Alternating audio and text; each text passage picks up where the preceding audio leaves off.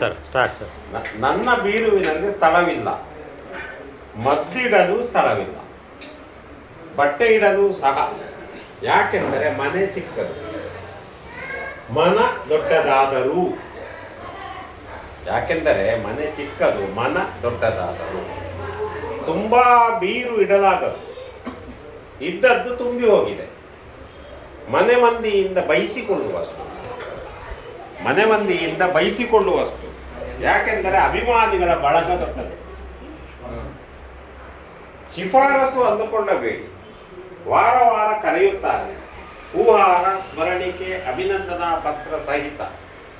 ಪುರಾತನ ಮಂತ್ರಿ